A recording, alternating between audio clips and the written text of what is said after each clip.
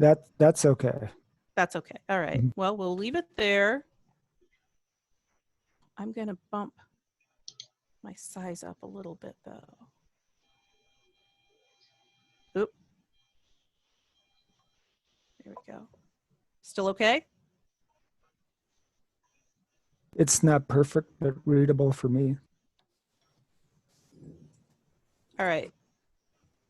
If you're not going to be able to read anything, this is going to be a hard session, guys. So I'm sorry. I don't know what to do. One of the things I like to do when I'm teaching a reading class is to start out with vocabulary, because it's really fun for the students, for the teachers. Usually all of the students in our classes need to work on vocabulary as well. So it's an easy way to get everybody engaged and working right off the bat. And you see on your screen, if you can see your screen, the process for vocabulary instruction. You introduce the words by providing the definitions and a context for the words. You invite students to share their personal contexts for each word by providing a prompt to help them think about it. You do multiple guided practice activities to help students use the words in different ways, and you encourage students to use and listen for the words outside of class. And there is, see, none of my links are going to work if I'm not in present mode, which may or may not matter if you can't read any of them anyway. I'm going to hop back in and just see if the documents that I linked to are any better.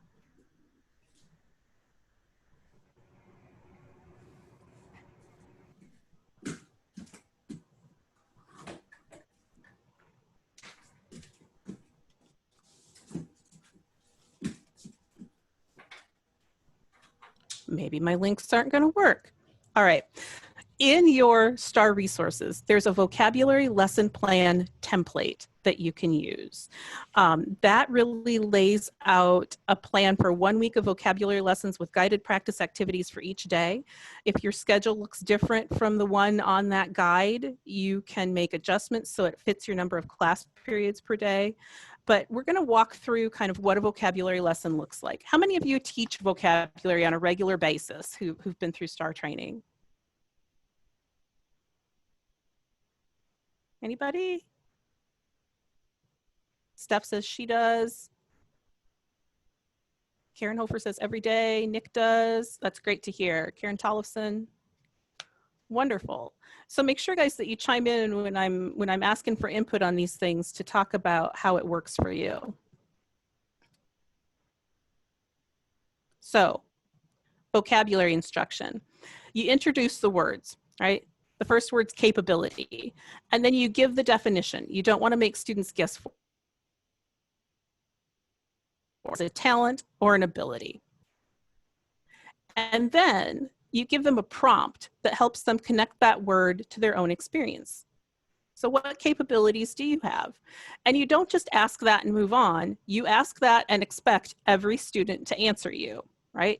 So everybody's hearing the other students use the word capability and talk about capabilities that they have. I'm going to go through the rest of these words. I'm going to go through fast because you're a gifted group, but I want you to see the words because some of the other resources that we're going to look at deal with these words. So this one's content. Satisfied, happy with what you have. What makes you content, right? Remember, those prompts need to be open-ended so that students can bring their own experience to them. You don't want to lead them to a yes/no answer. Duplicate. To make an exact copy of or to repeat. What things do you try to duplicate? What things do you try not to duplicate? We all have some things we'd rather not duplicate in our lives, right? Immense, extremely large. What's an immense emotion that you've felt? What's an immense object that you've seen? And you can give people a couple of these because you want sometimes to make sure that they understand that it can apply to different types of things. And then the last one, industrious. Hardworking or busy accomplishing something. Who do you know who's industrious?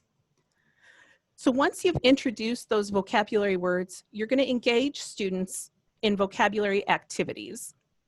For each of the activities, you need to explain and model for students so they understand what's expected of them. And remember, this is not just a worksheet activity. Students work on their own to complete the activities, but then you discuss their answers as a class to reinforce the meanings of the words and the way they're used in everyday conversation. So I want to take a look at these activities. There's sentence completions, fill in the blank, who needs to know this word, yes, no, why, and read and respond. I'm going to see if this one will work for me and link where I want it to link.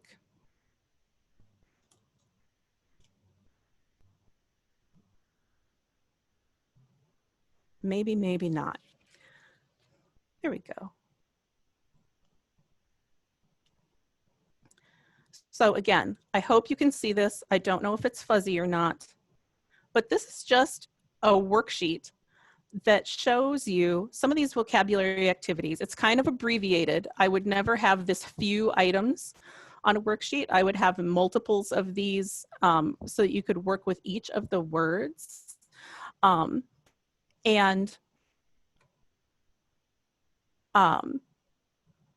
You want to make sure that you're giving people enough practice.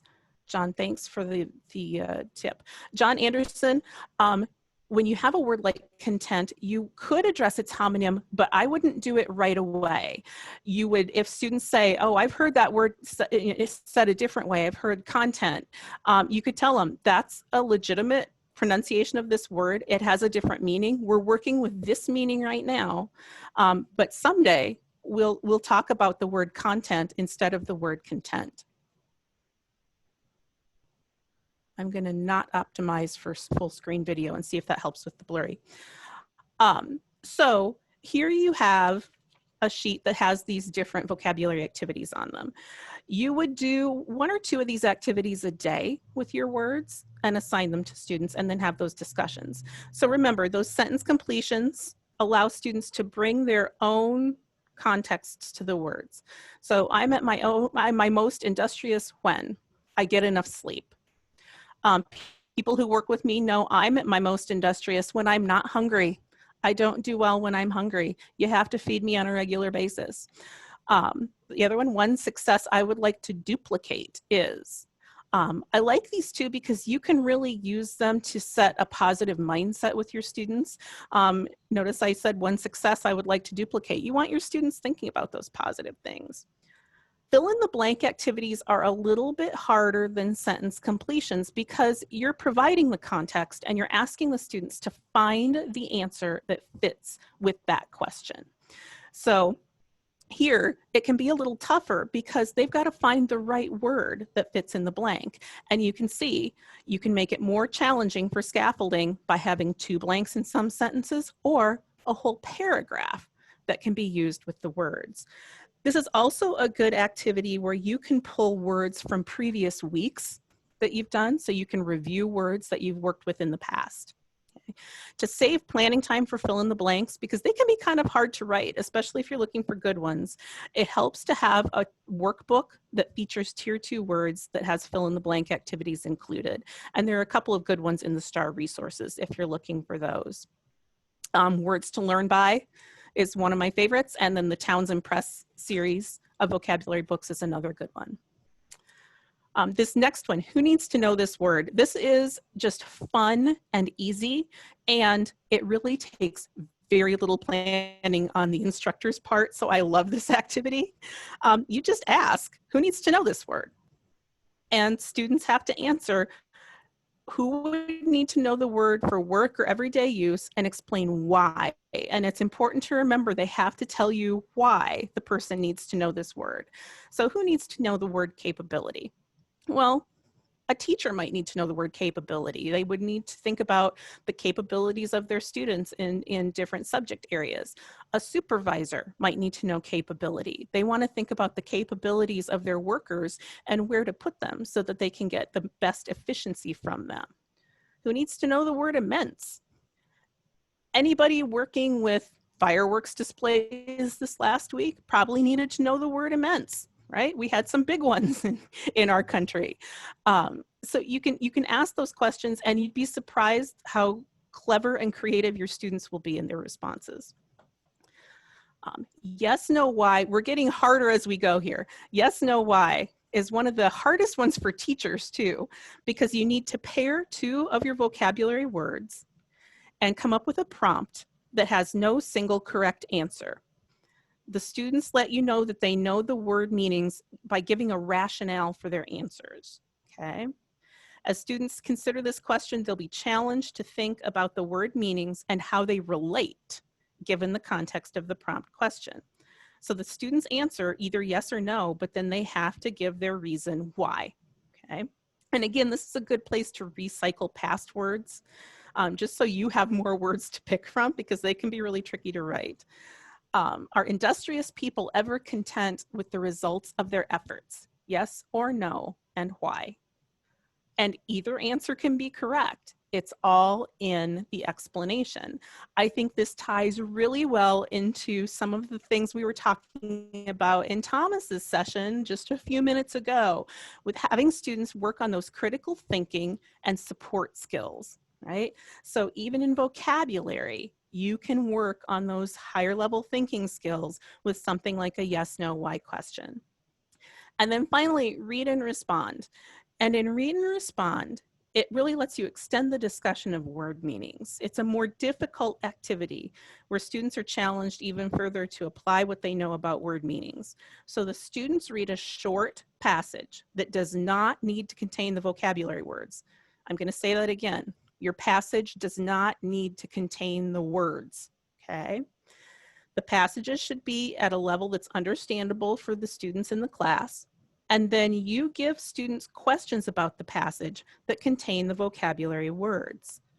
Students demonstrate their knowledge of the word meanings by answering the questions. And you can use different forms of the words in some of these questions for an added challenge.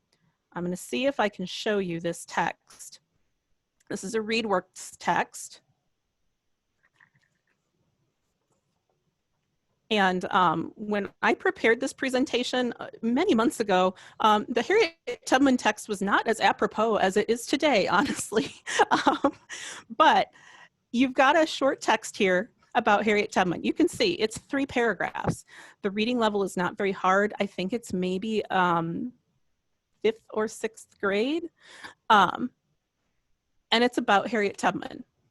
I do not believe any of our vocabulary words are specifically in this text. But when we go back to our vocabulary activities and look at the read and respond, you can see, why would people take the immense risk of helping slaves to escape? Immense is one of our words. They have to understand that an immense risk is a huge risk when they answer this question. And then why do you think Harriet Tubman wasn't content to live as a free person, but continued to risk her life helping other runaways? So you can see you don't have to have a passage that contains your vocabulary words.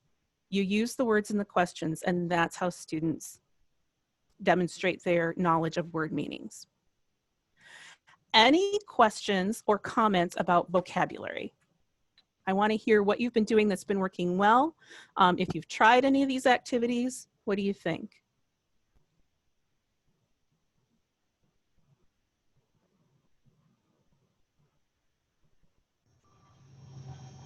One of the observations that I had as an observer in the classroom was that, and you hit on this earlier, is people get caught in a particular meaning, and all of a sudden 20 minutes of class are spent on something irrelevant. It kind of reminds me sometimes of elementary school kids when they ask a teacher something and get the teacher off track, or especially middle school kids.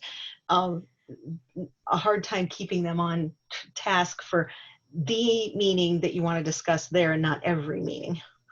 Right. And this is especially difficult when you're dealing with transitional English language learners, because they are so hungry for those vocabulary words and those word meanings. And it's very easy to get pulled off track. You have to be really disciplined. That's true.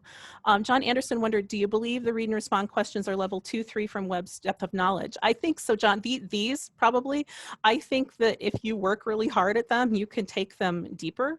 I certainly, especially with a class that's working on some of the higher level comprehension skills as well, I would try really hard to get into those deeper levels of Webb's depth of knowledge and to make them infer a bit more. But that is one of the reasons that Read and Respond is a harder activity.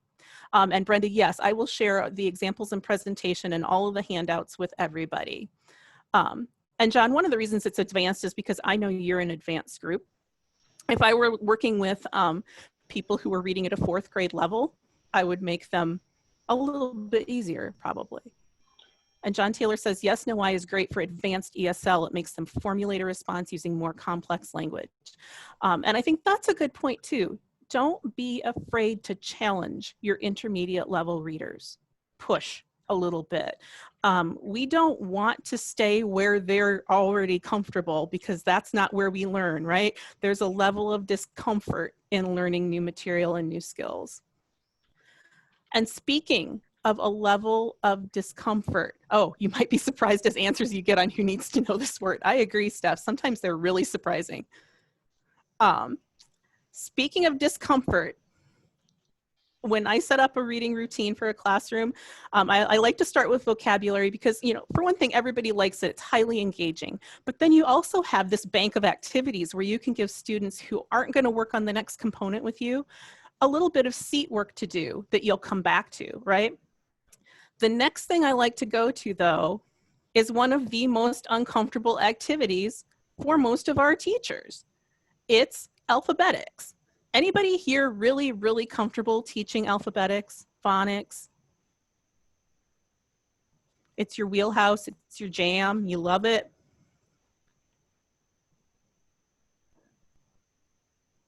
Wait, Nikita says it's not too bad. And Royce says, I know a lot more about it now. Royce has a student that he's working on phonics with. And that's one of the things that makes us an expert, right? When we have to work with a student, we learn pretty fast. Yeah, I don't have a lot of students. I've been getting better at it. It's one of the more concrete things we do in reading instruction. That is very true. Phonics is pretty cut and dried. So alphabetics instruction, for those students who need it, these are quick lessons, 10 minutes, 15 at the most, but it can be really intimidating if you've not been trained in teaching phonics. I was trained as a high school language arts teacher, right? I have my middle school endorsement too, but you know, we didn't get into the weeds on reading theory and teaching reading in my high school prep classes. But as Steph says, it's a must for our intermediate students who need it, because they need to understand phonemes. They need to be able to understand how complex words go together. Carla Stephenson is probably our state expert in phonics. She was one of the people who, when we were doing STAR training, she said she loved teaching, not quite, she loved teaching alphabetics, and she had a lot of great points in her responses to those assignments.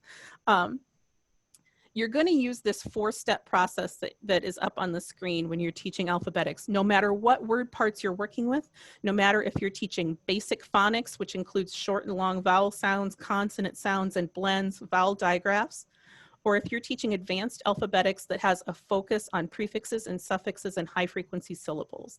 So the framework is you introduce to students the idea of word chunks or parts, and you explain to them why it's helpful to split unfamiliar words into chunks and why you need to know the sounds those chunks make.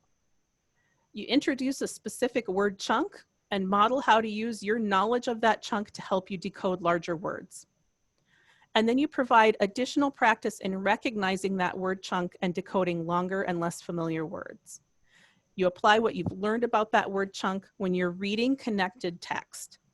So I'm going to walk you through here a little bit, okay? This is a word beginnings lesson. We're going to spend some time looking at chunks that occur at the beginning of bigger words. If you recognize the chunks at the beginning and the end of words, then you'll be able to spend your time looking at the middle of a bigger word to see if you know it. So we're going to look at the beginning chunk dis, D-I-S, dis.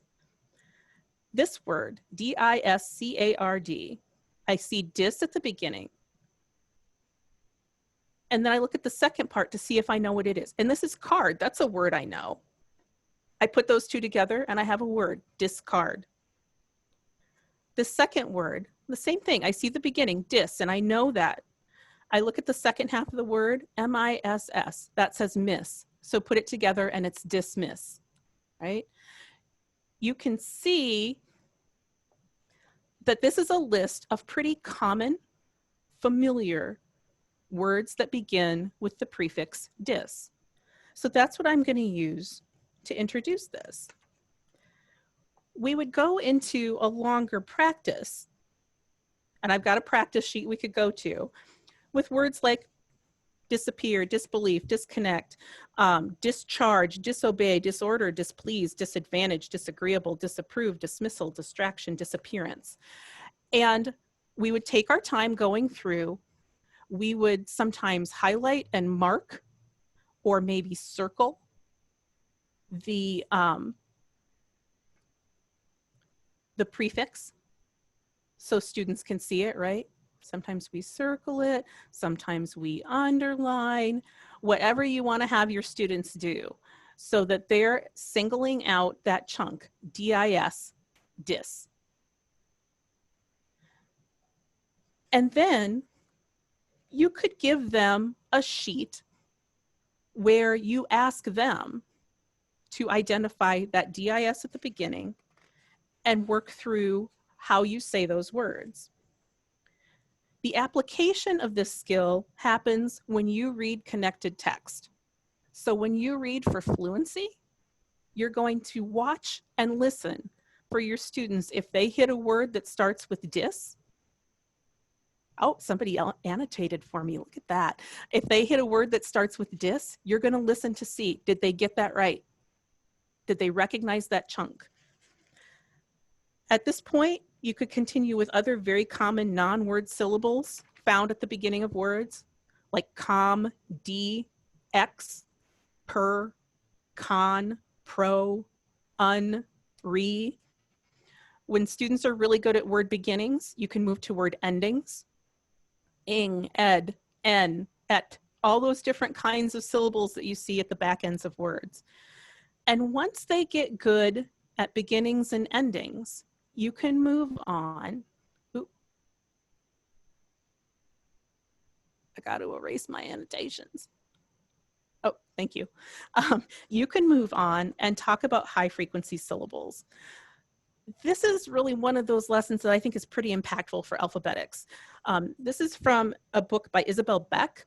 It's called Making Sense of Phonics. Helping students to succeed in reading multisyllabic words involves providing them with a lot of practice in looking at parts and putting parts together. So analysis and synthesis. So this is a plan for providing practice in analysis and synthesis for alphabetics. It's sequenced using principles of direct and explicit instruction. So you're going to start by explaining to learners that being able to quickly recognize and combine high frequency words and word parts is important because it helps in reading those big words. When we hit those big words when we're reading, we all have that moment of, oh, do I know that word? Do I know how to say it? These are skills to help you recognize those bigger unfamiliar words. We're going to display the syllables so they can be shown separately as well as together, right?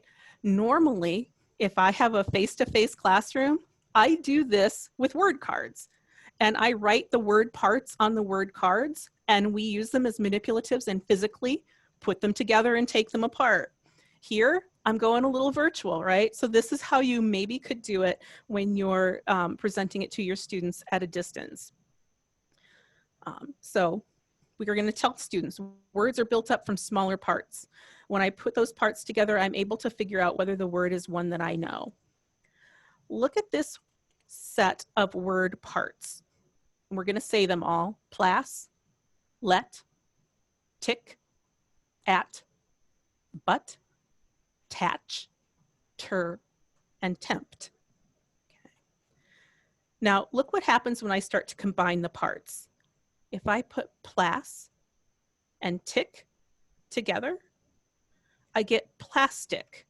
Plastic. That's a word I know. So I know that those two chunks make a word. When I put but and tempt together, I get but-tempt. I don't think that's a word. That's not a word I know, at least. So I don't think that those two made a word. If I put plas and ter together, plaster. That's a word I know. At and ter, adder. It sounds kind of like a word, but I don't really think it is one. So I'm going to say no. At and tick, attic. Attic is a word I know. Now, you might be thinking, what good does it do students to sit here and make words that they know and nonsense words? A couple of things. It helps them understand how word parts fit together. And it also gives them the idea that they can try it out and see if it's something that they've heard before or something that makes sense. And if it is, great. And if it's not, oh well, try again. So you want to include words and non-words in here, just so students get the idea that it's not tragic if you try something and it doesn't work, right? You're also reinforcing that what they know helps them when they're reading. If they know the word attempt, they're going to recognize it as a word. I think this is the last one, butter. And then you would give them more practice with more word parts. And we would do this again, making words out of these word parts. We'd introduce them again by reading them together. And then you'd have the students start. Let's put some together and see what kinds of words we can make. This is a little more challenging. You can see we could make a 3-syllable word here, interrupt, right? So you get a little bit more challenging in this one. I've got a link here to a document that's in the STAR resources that's the most common syllables for you to use. It makes sense to focus your instruction on the most common word parts so that students are able to apply what they know when they're reading those words. You don't want to teach the really obscure ones first. You want to get a lot of bang for your buck for your instructional time. So as you can see, there are a lot of them. It goes on to a second page. Beginnings, endings, and some middles. So you should have lots and lots of fodder for your alphabetics lessons from that resource. Questions about that one? All right. The chat. Yes, you'll get a copy of all of the resources that I'm showing. I'm going to put together a whole folder that Kim can put out on the website for people, okay? If you already have a STAR account, if you have access to the STAR website, you have access to everything that I'm showing here, just saying. If you go to the resources tab, you'll be able to see it. So this last one is really where a lot of our intermediate students need the most help, reading large words, recognizing large words. This is for our students who they'll maybe start the word strong and then just guess at the end. So helping them recognize that large words are just a series of smaller parts is really a key to getting them going in their reading. Like Steph said, if they know those basic building blocks, they're going to be able to read any word. So we're going to start with words broken up into their parts, okay? Because again, we want to work on that synthesis and analysis. So let's look at this one. Sat, is, back, shun, right? Hopefully we've already worked with that word ending shun. We've maybe seen sat as a word beginning. So I can read this word, that's satisfaction. Let's try another one. Invention. There's that shun again. That's a really common word ending. I'm glad I know that one. Invention. Here's another one. Oh, this is longer. Misunderstood. Misunderstood. I remember I learned all of these in word beginnings. So you can use this as an extension of what you've done with word beginnings and word endings, okay? After you've done a lot of these together, you're gonna go to some guided practice with large words. And I had to do this one as a Word doc because I got fancy here, okay? So now let's see if I can do the reverse. If I can take a big word and break it into its parts. If I cannot get intimidated by a longer word and just see it as its smaller pieces. So this one, let's see, I recognize this beginning. I know that's in, right? I remember working on that beginning. And this ending, shun. And in the middle, now I see that's just the word 10. That's an easy word. So I can say this word, intention. I understand that word now. I know how its parts work and I know how they work together. This one, kind of the same way. I remember working with DER, der. That's how you say that one. And here there's two vowels. And I remember when we talked about splitting words apart, that's a way that you can do it. So, oops, I got to get my right box. So I can move that one away too. And now I'm just left with a tiny little part in the middle. So surrender. That's not hard. I can do that. Oh, sorry. That you're not seeing the words. I think I need to do a new share. Can you see them now? Awesome. So again, you're looking at these words and you're thinking about what word parts do I recognize? So here again, full. Full is a pretty common word ending. I remember working on full in class, so I know that that's an ending that I know, full. And then up at the front here, I recognize this word. That's one. That's just a word, one. And then in the middle, der, that's an easy one, one der full. So you want to encourage students, they can physically break them apart if it helps them. Again, you can do word cards here and you can have them either draw the lines or you can have them physically cut them apart and move them into their pieces. But then you want to really work on them doing it without splitting them apart and just saying, okay, this next one, I recognize ing. I know ing is at the end of words. And that middle part is der. I've seen that before. This front part could be thun. Does thundering make sense to me? No. It could also be thun. So thundering. Thundering's a word that I know. And you're going to encourage students to do that trial and error when they're breaking apart unfamiliar words, because you want them to be able to do that as a skill that they're working with. They need to be able to look at those words and break them into their pieces kind of on the fly.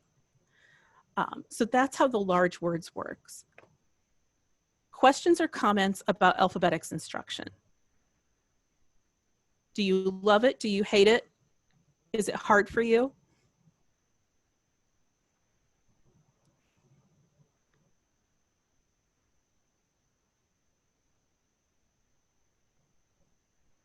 Brenda says she likes it. I'm glad. I'm glad. I know alphabetics instruction, really more like 10 to 15 minutes, Royce, for just that direct instruction of the word parts, because you wouldn't do all of these in the same day, right? You would pick your, maybe your 2 or 3 word beginnings or your 2 or 3 word endings and hit those for your direct instruction. And then the next part would be reading to apply the skills. The students and I like it. That's nice to hear. Andrew enjoys alphabetics. Alphabetics is not one of the sexier reading skills, right? And we want to believe that our adult learners have these skills, but so many of them don't, especially not those advanced alphabetic skills. They're hard for people. And when you have people who've really struggled with reading and have really negative feelings about reading, a lot of times where they need to start is alphabetics and fluency, because those are the places that they didn't get that background.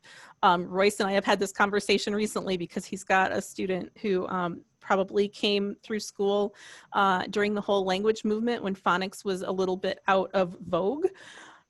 And she's struggled through her life as a result. And you know, that's hard for us as teachers to accept.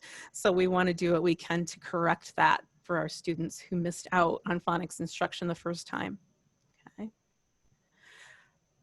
In my instructional routine, I follow alphabetics instruction with fluency instruction. It just makes sense because John Taylor, leading me right in there, alphabetics is a key component to fluency and prosody. If they can't decode, they're not going to be able to read connected text.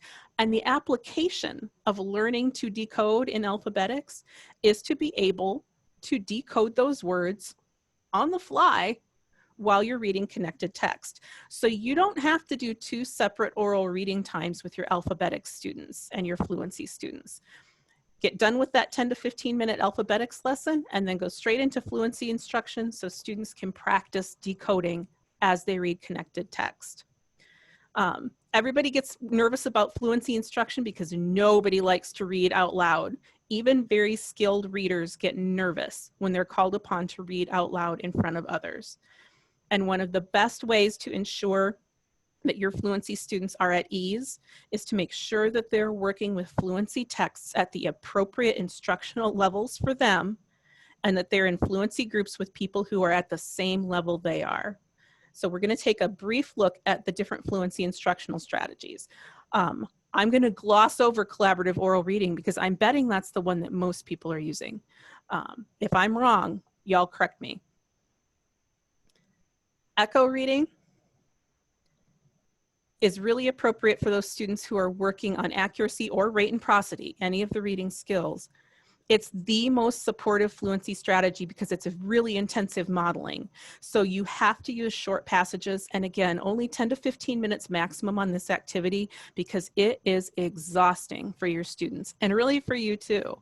And it's really best with very small groups. When you're doing echo reading, you start by reading a sentence and having the student echo that sentence. They read the same sentence you just read, right? Then you read the second sentence and they read the second sentence. You read the third sentence, they read the third sentence. You read the fourth sentence, they read the fourth sentence, and so on. When you get to the end of the paragraph, you read the whole paragraph, the student echoes the whole paragraph. And then you go to the first sentence of the second paragraph. I have to tell you, Thomas said he's self-diagnosed ADD. I'm not, but patience is not my main virtue. And when I have a student who has to work on echo reading, I think I've told you this before, it's like a death sentence for me. It's so hard for me to be patient and work with that student through a passage. This one, it's a very short passage, you can see, but it's even kind of long for echo reading. I might not do this whole passage depending on the skill of the student. I might not do the whole thing for an echo reading session. I might do the first 2 paragraphs and say, okay, I think that's enough for today. We'll pick this up tomorrow and we'll finish it. You don't want to overtax them when you're doing this. You monitor progress by hearing how well they echo you, and this is really important, by how well they do on the paragraph read, because our students who have reading difficulties have those tremendous listening skills, listening and recall, and they can remember whole sentences. It's harder to remember a whole paragraph. So you want to make sure that when you're monitoring, you're really looking at how well they read the paragraph, not just how well they parrot the sentences back to you. Royce asked, with multiple students, is it better to rotate who responds or to respond in chorus or some of each? Royce, I wouldn't do this with any more than maybe 3 students at a time, so you can hear individual voices, and have them respond in chorus. And I think that then, especially if you've got somebody who's maybe struggling a little, or somebody who you don't hear chiming in as much, maybe take some time to work one-on-one with them on this skill, because they might benefit from one-on-one instruction. That's a very good question. All right. So that's echo reading. Again, not easy, but good for those students who really need a lot of support. Our lower level readers really do need that echo reading. Oh, and John says he probably uses echo reading too much. It's, you know, echo reading is an English language learner skill, right? Our English language learners do this all the time in class. And yeah, for more advanced students, they might need a different fluency skill. Repeated reading is one step up from echo reading on the support level, or one step down, maybe I should say. It's appropriate for students, again, who are working on accuracy or rate and prosody. It's still really supportive because students get repeated modeling and lots of practice. And I really like repeated reading for a class where you have a lot of gaps in fluency levels, or where there's outliers who don't fit into a collaborative oral reading group, because it allows for a lot of really individualized instruction. A short example of what echo reading looks like for those who are not STAR trained. Yeah, if I've got somebody who will play with me, does somebody want to be my reader? It's a terrible thing to ask, isn't it? I can help. Will you? Okay, thank you, John. Because I just said nobody likes to read out loud, right? Even if you're a really good reader, nobody likes to read out loud. I want to get our kites back here. So I won't make you do anything really, really horrible. Okay, so I will be the teacher, Johnny, you be the student. So student, Sure. Okay? All right. How do kites fly? How do kites fly? When you watch a colorful kite fly against a blue sky, When you watch a colorful kite fly against a blue sky, do you wonder how it stays up there? do you wonder how it stays up there? It takes wind to fly a kite. It takes wind to fly a kite. Wind has force. Wind has force. The surface of a kite is curved. The surface of a kite is curved. If I had a microphone, I would read. Thank you, John, for doing that. So you would do that with each sentence. And then when you get to the end of the paragraph, I would read as the teacher the full paragraph, right? And then John would read the full paragraph. And if you heard, and I don't know if he was doing it on purpose or not, because he's done this a lot with students, did you hear how John kind of started sounding like me? That happens sometimes. Your students who are doing echo reading will really start to mimic your cadence and your inflections to the point where it gets a little creepy. So be prepared for that. It's really weird to hear somebody read back the way that you read. So that's odd when you're not used to it. So repeated reading, like I said, is just one step down in support. And here's the process for that, just as a review. The teacher and the student set fluency goals together, right? The teacher picks a short text at the student's instructional level. The student does an unpracticed reading of the text for the teacher, so oral reading. So just a cold read, basically. The student and the teacher talk about the reading in terms of the student's fluency goals and add any additional goals. So what are you really focusing on? Are you trying to get more accurate in your reading? Are you really trying to get better phrasing, remembering to pause at the punctuation marks, to read with a little expression? Whatever those goals are with the student, you review them. The student then hears a fluent reading of the text, and this can be the teacher reading or it can be a recording. If you've got books that have digital copies or CDs, if you go to the Minnesota Literacy site, they've got a whole series of leveled readings that have audio with them. If you go to the ReadWorks site, you can have those passages read aloud to you as well. So there's lots of resources out there so you don't have to be the one doing the modeling all the time. And then the student practices reading the text orally multiple times independently. They do this on their own, right? And then finally, when the student feels ready, they let the teacher know, I think I've got this one.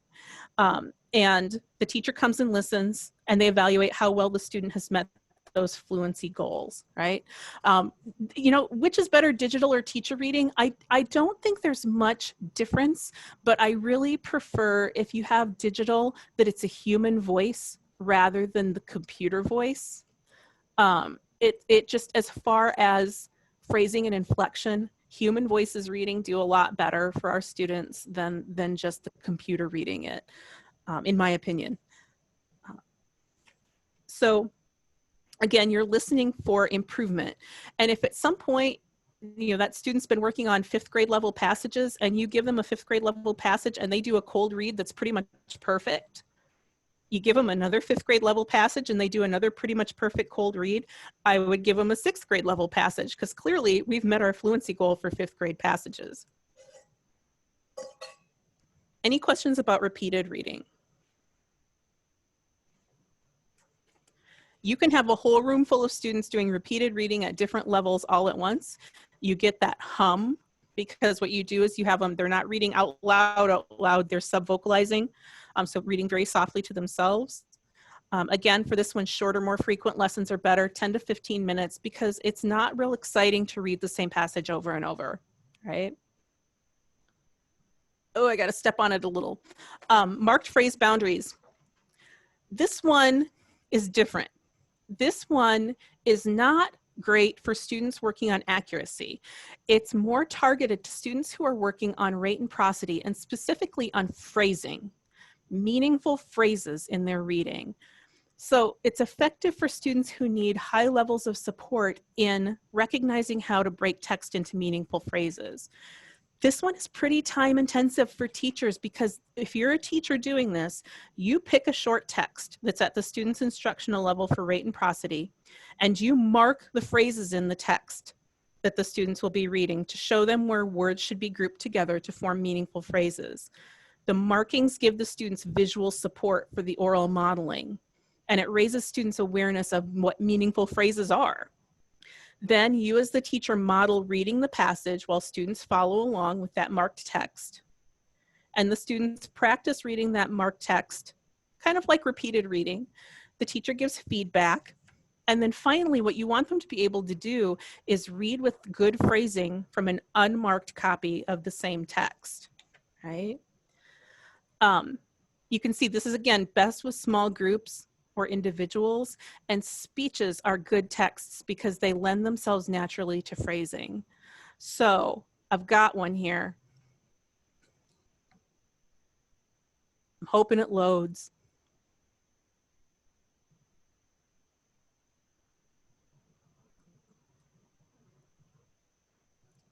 This is one of those that I would probably not use the whole thing. You can see if I scroll here, I actually do have pretty much the whole text of the speech. I wouldn't give students the whole text of the speech because this is a long one.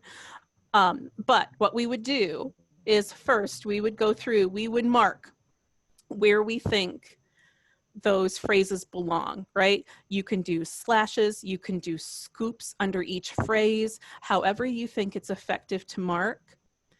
And then I would read as a model, the student would practice. The nice thing about some of these speeches is that you actually have the real audio of the people who are real orators reading them. So this one is no different. We've got FDR making this speech to the Joint Houses of Congress. Vice President, Mr. Speaker, members of the Senate, of the House of Representatives, yesterday, December 7th, 1941, a date which will live in infamy, the United States of America was suddenly and deliberately attacked by naval and air forces of the Empire of Japan. So I'm not going to do the whole thing for you, but you get the idea, right? You've got the text of the speech. And one of the things I like to do with students, if I've got an actual recording by the person, is to have, I mark it first, they practice, they mark it, and see where they would put the phrases. And then compare. How did FDR read it compared to how I would read it, right? Suddenly and deliberately attacked, right? And FDR is one of those orators who he really, his cadence is something very distinctive. Barack Obama, same way. Martin Luther King, you get the idea. Any good speaker is going to give you some good fodder for marked phrase boundaries. And if you can find those, it's fun for students sometimes to compare. The other good distinction to make here is that you can do this differently and not be wrong, right? There are some things that you can do in phrasing that just aren't right. You would never say peanut butter and jelly because they belong together. It's peanut butter and jelly together. But other than that, there are stylistic things that happen in phrasing that really can differ from person to person. So it's important for students to recognize that as well. Somebody from LSS commented the Pledge of Allegiance works really well for marked phrase boundaries with students. And yeah, because it's familiar and we all understand kind of how that works. So it's a really good thing to do to kind of introduce the idea of phrasing to students who have trouble with it. And then, like I said, I'm not going to spend a lot of time on collaborative oral reading. It's popcorn reading. So you have a small group of students, about 5 people, probably 5 to 6. You have a short novel or a long short story, and each person reads 3 to 5 lines and then randomly passes the turn to another member. The turns are short, so you get a lot of participation. Students have to be on their toes because it's not round robin. You're not going around the circle. You're passing randomly, and you're not reading paragraph by paragraph. You're reading 3 to 5 lines. So it might be in the middle of a paragraph that you pass. The teacher is supporting students by supplying unknown words and making corrections. The teacher also takes a turn reading to model. And you stop occasionally just to discuss the passage and make sure everybody's kind of comprehending what's going on in the passage. You're monitoring for those same things, accuracy, rate, and prosody. You don't have to do a lot of prep for collaborative oral reading as long as you can read ahead of them, right? As long as you know what's coming up. And I just think that this is the most fun you can have with fluency instruction. I love collaborative oral reading. I'm looking at my watch. I got 15 minutes for comprehension instruction. I usually save comprehension instruction for the last part of my instructional routine because not all students, remember, are going to receive comprehension instruction right away. Comprehension is the ultimate goal we're working towards with our reading students, but we don't necessarily start our reading instruction by working on comprehension because remember, for some of our students, the other 3 components have a huge effect on their ability to comprehend. So for that reason, we sometimes defer working on comprehension skills until we've addressed the needs and at least 1 or 2 of the other components. So if a student needs to work on alphabetics and fluency and vocabulary, you need to have some mastery of those skills before you can really effectively work on their comprehension. And in some cases, improving their alphabetics and fluency and vocabulary will take care of their problems in comprehension. Because some of our students have comprehension skills, they just can't apply those comprehension skills because those other 3 issues are dragging them down and focusing their reading attention on the mechanics rather than the meaning. So you might want to defer comprehension instruction for some of your students for a while. Excuse me. Remember, though, that when you do comprehension instruction, you can do the explanation, modeling, and initial guided practice with all students together using lower level texts. And then when you do additional guided practice, you're going to put students at their instructional levels. Once you're ready to work on comprehension with your students, your focus should be on strategy instruction. We want to give students the skills they need to attack any text and learn any content that they need to know in the future. So we're looking at 4 strategies here today. And I want to know from you, how many of you have used Get the Gist? A lot of you?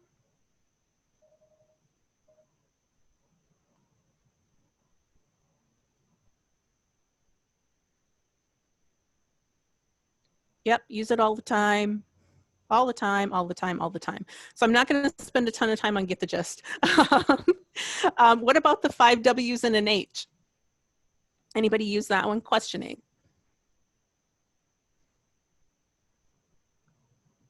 Yes, yes. A few yeses. Yep. All the time. Okay, so again, we're probably not spending as much time there. What about compare, contrast, or text structures?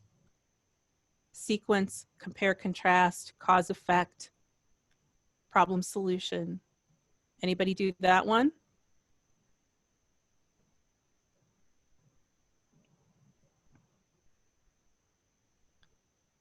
Not seeing as many yeses here. Yes, but not as much. Yep. I use it more now that I see how important it is in the TABE. Good one, Steph. Yeah. Compare, contrast is a common theme in ESL. Yep, a lot, because that's where one of my ESL students is. Okay. And then what about reflect and evaluate?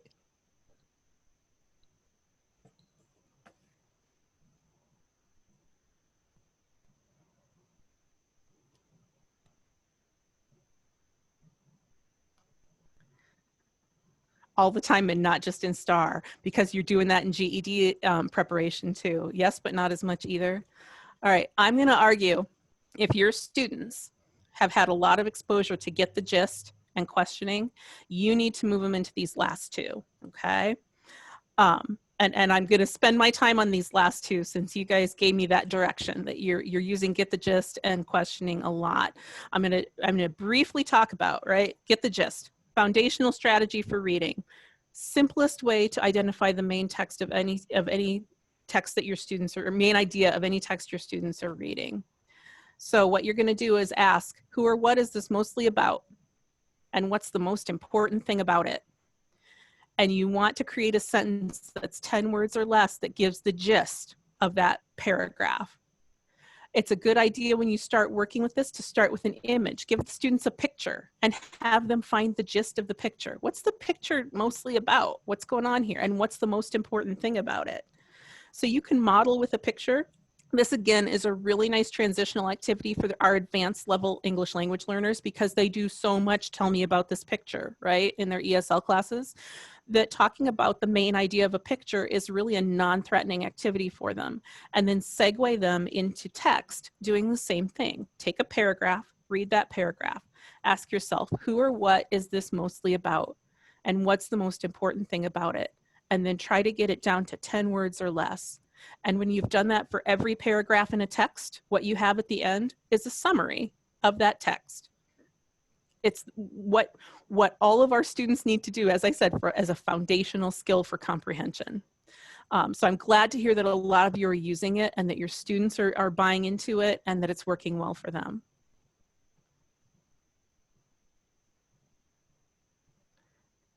Great video clips on YouTube that have no dialogue that work well. Yep, very good, Karen.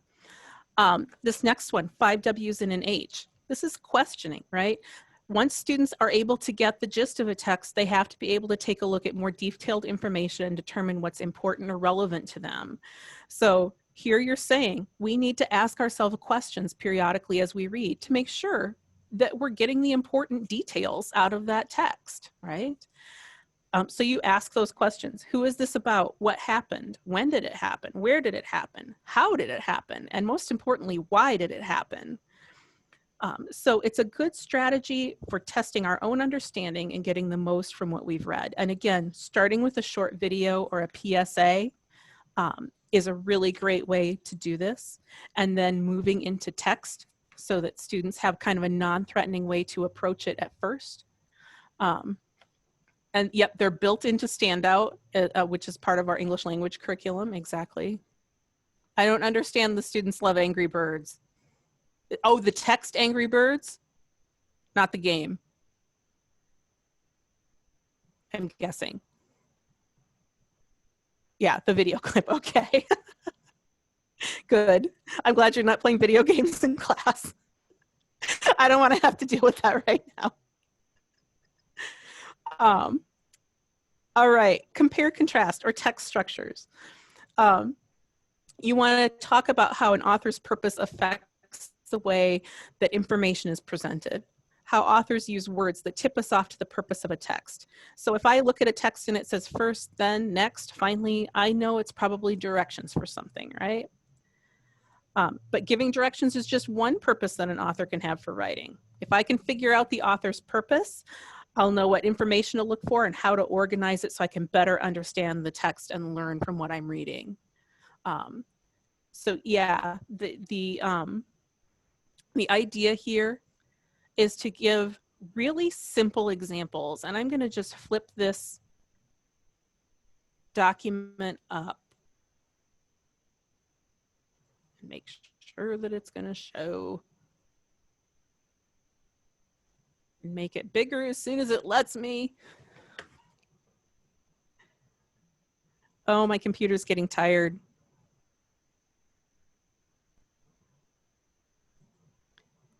All right, hopefully you can see this. You can start with something this simple and compare contrast. Oranges and apples are both fruits that grow on trees, but orange trees need a warm climate to produce fruit, while apples can grow in most climates. 2 sentences. And this is where you start with your students on compare contrast. So you're going to draw a Venn diagram in this space, and you're going to talk about what's specific to oranges, what's specific to apples, and what's common to both. And that's where you start. And then you're going to go on to a short text. The lion is often thought of as the king of the jungle, but the African wild dog may be a better hunter. And then there's more specific details about that you're going to use to compare and contrast. And you start with this by asking yourself, what's it about? Which reminds us of get the gist. And then what's the most important thing that the author is saying, right? You have words that tip you off. Both, but, while, right? All those kinds of keywords that point you in the direction that you need to go. And again, you're going to do some short practices together with students, and then you're going to turn them loose with another short text on their own or in pairs or in small groups and let them work through what they're doing with compare contrast. And again, this strategy encompasses multiple text structures. So you might start with sequence and move on to compare contrast, and then do cause and effect, and then do problem solution. So you're spending a period of classes on each one of those strategies. And yeah, and there are other graphic organizers that do work very well, Steph. Thank you for reminding me of that. Look for those graphic organizers that will help your students, and make sure to give them multiple looks at different graphic organizers so they can find one that works really well for them personally. And then our last strategy, checking my watch, is reflect and evaluate. And for those of you who were in Thomas Ross's session right before this one, he was talking about extended response and the importance of students being able to form an opinion that's supported by evidence. And that's really what reflect and evaluate is about. So if you're working on extended response with your students in writing, work on reflect and evaluate with them in reading. Even if they're at the 4th or 5th grade level in text that they're working with, they can work on reflect and evaluate as a strategy, all right? You take a critical look at the evidence and you look at what the author uses to support their claim. It's essential for the GED. It's essential for the GED. It's also essential for our lives every day. Think about how much information we've had to take in and analyze and digest in the last 3 or 4 months. It's incredible. And our students who don't have those evaluative skills have really struggled. I'm sure you've seen that as much as I have, okay? So examples of texts that work with this, advertisements. And I've got a link to a document that's in the STAR resources, and that again, I'll share with you all, that just links to a couple of advertisements. And one of the things I like about this, and yeah, make them play devil's advocate, take the opposite side. That's a good pointer, Steph. So I'm going to try and get in on this one as much as I can, but you're not going to be able to read it. So this is a really boring ad, right? It's older. You can probably tell that. Your bills always seem to arrive on time. Why not all your mail? Ever notice that most companies that send you bills always use the zip code? They also make it easier for you to respond by including their own zip codes in their return address. Perhaps they know something you don't know. Zip coded mail can be sorted up to 15 times faster, and that zip coded mail is routed more directly to its destination. I can remember when you didn't put zip codes on all of your mail. I truly can. I'm that old. And this is one of the ads that they ran trying to convince people to always put the zip code on your mail, right? Again, not a really sexy ad, black and white, kind of cartoony. We've got another one here. Join the movement. Whether you go underground, overhead, by rail, or by street, keep on keeping on public transit. You could win prizes in RTA's Car-Free Week contest. The more rides you take, the cooler the prizes you can win, right? Sign up now. One of the things these two ads give us are really different looks. This one's really colorful, it's eye-catching, but the evidence presented here really falls short for this ad.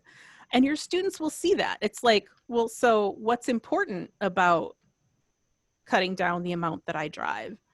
What does it matter? This really just says the only reason you should do it is to win prizes. Is that really a great argument for it? The zip code one actually cited evidence, right?